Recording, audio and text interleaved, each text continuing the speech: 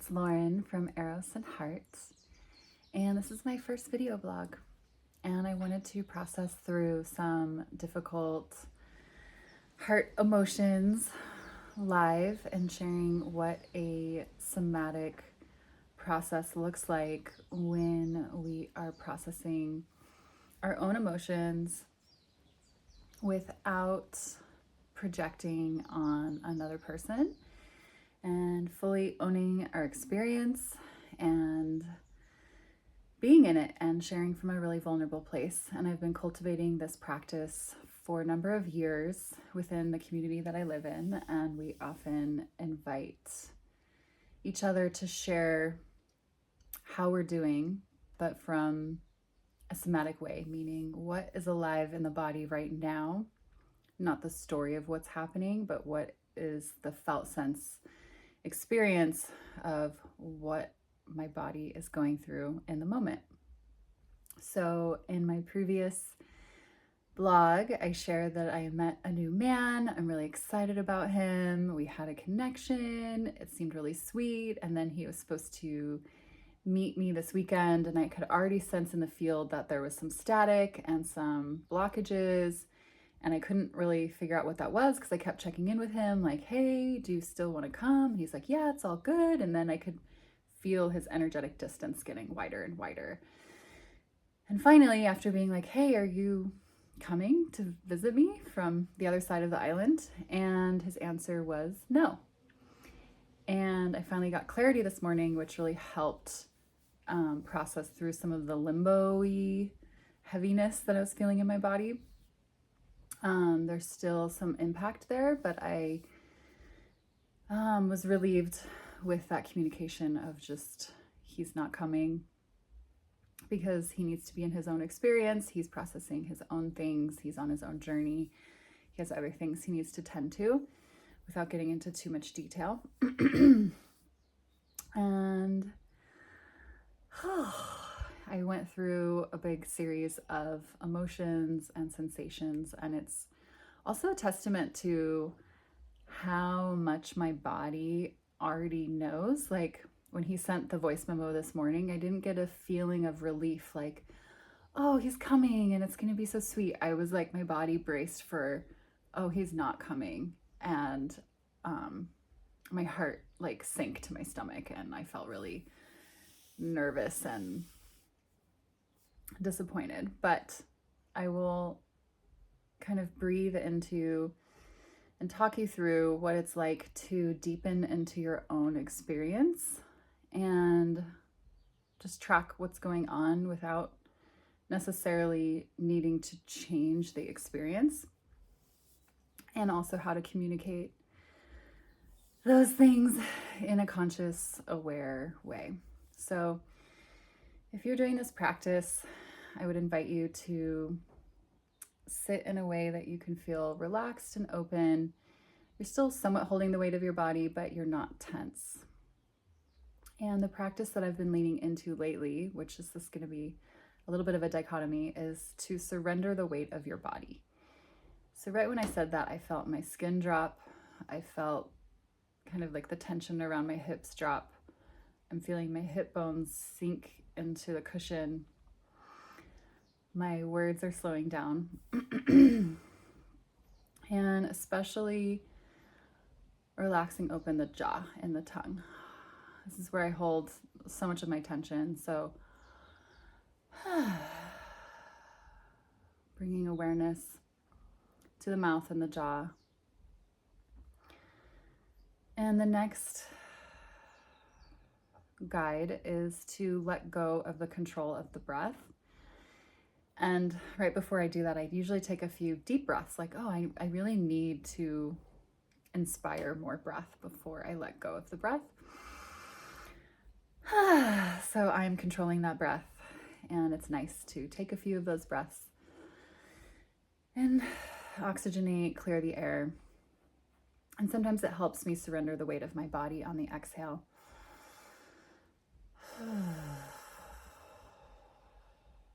So surrendering the weight of the body, letting go of control of the breath. And this can be a much deeper solo meditation that you don't do while naming sensations or emotions, but I'm using it for this inquiry.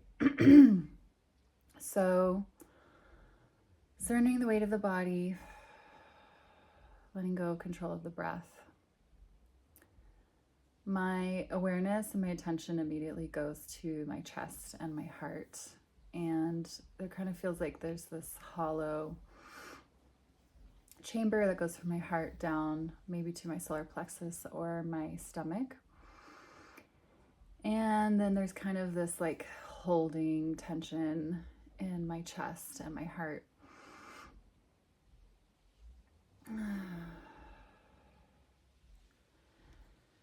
then there's a little bit of a rising up of energy, like what could it be named as anxiety, but it's kind of a fluttering.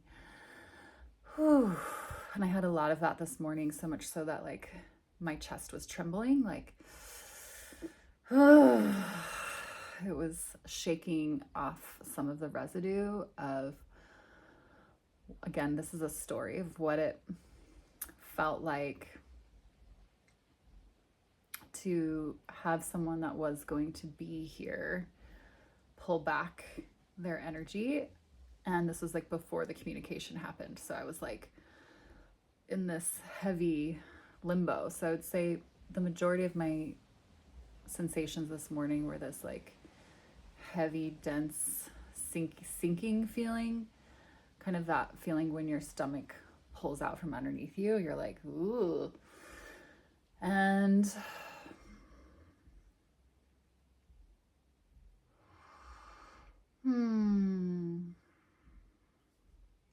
there's a little bit more lightness and room right now. And then some heaviness in my chest and some holding.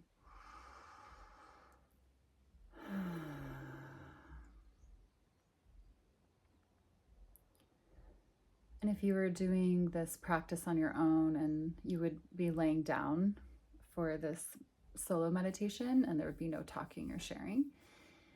In that way, there would be the invitation for the living intelligence to fill the space or inform the space or inform you to go deeper into yourself. And like it is the healing balm of the universe. It's what made us. It's the soma. It's the nectar of creation. And when we get out of our own way, we can allow it to flow through us and fill us. And we're not trying to change our experience. It's like a dichotomy. So we're surrendering the weight of the body. We're surrendering into what is. So I'm surrendering into the fact that my chest feels tight. And in a morning call around this immersion practice, this concept of collapse came up a lot. And this woman was like processing a big emotion. And she's like, I didn't collapse. And I'm really proud of myself because I didn't collapse. And I didn't like completely lose myself. I like held my center and I was able to face reality. But then the teacher was like, well, what if you did collapse? Like, what if you surrendered into collapse? And what if that's what your body was asking you to do if you were really present with it? And then she cried and had a big release, like, oh yeah, I'm actually maybe terrified of collapsing. And in that moment, I felt my body and how it was still holding my structure up, like I was holding my rib cage up. And like, you know, there's all this noble way of sitting in yoga and tantra. We're like, sit up straight and we hold ourselves. And there's like kind of this strict posture, but like if I surrender that weight, my ribs collapse, which isn't a bad thing for this practice of like, oh, I'm like unnecessarily holding myself up all the time. And maybe my body also wants to collapse. Maybe my emotions want to come out as tears. Maybe I do need to fall apart.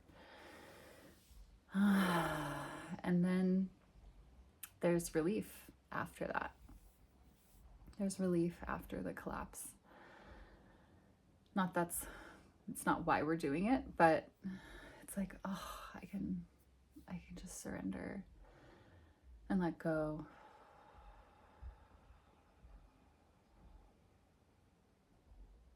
And allow.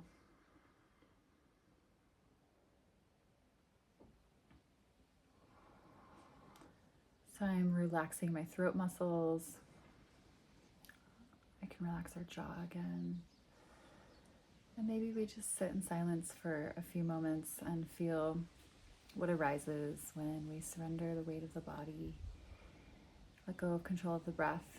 You can leave your eyes open or closed. And see what happens.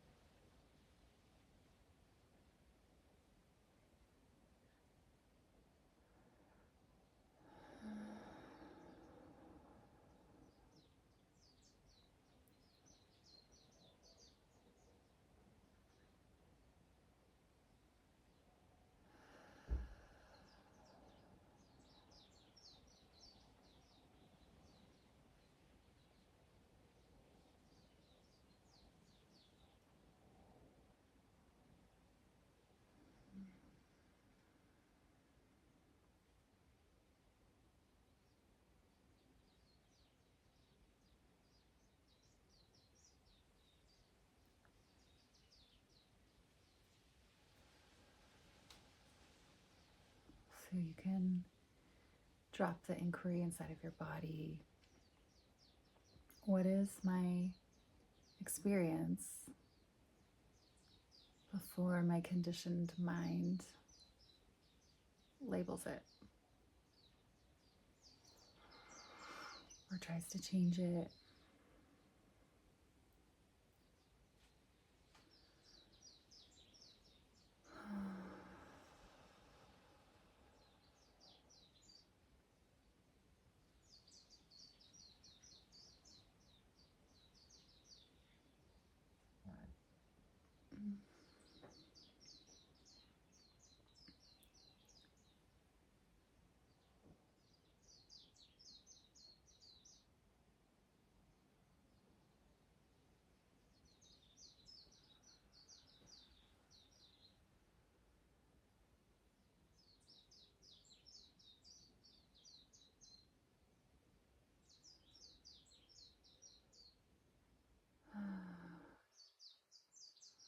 So I'm feeling some fluttering and some release of sadness and emotion through my chest, and I'm trying not to relate a meaning to that. I think maybe my tendency is I'm always going to feel this way. This is always going to be here. Am I ever going to get through this stuckness in my chest and my heart?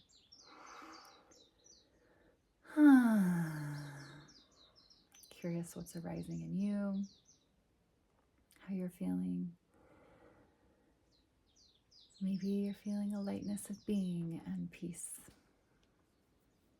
And I'm just presencing the vulnerable heart, the one that yearns for love, that yearns for union, that is made for love, that feels most alive in love and is cherished in love and feels the devotional powers of the heart open in love. And the pain of not having that.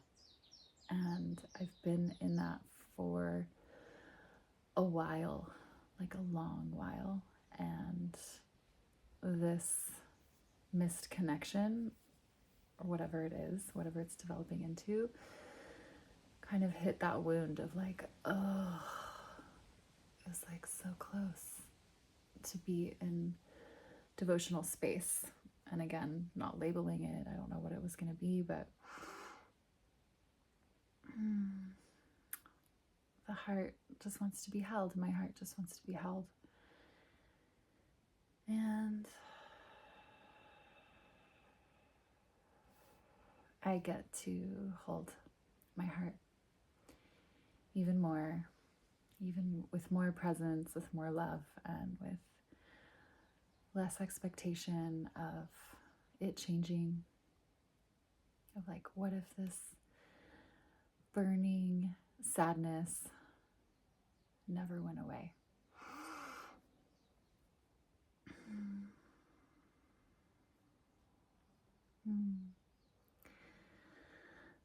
So, in the realms of Eros and heart, it's not always roses and arousal and peak experiences that sometimes, a lot of times, we come back to the ground with sobriety and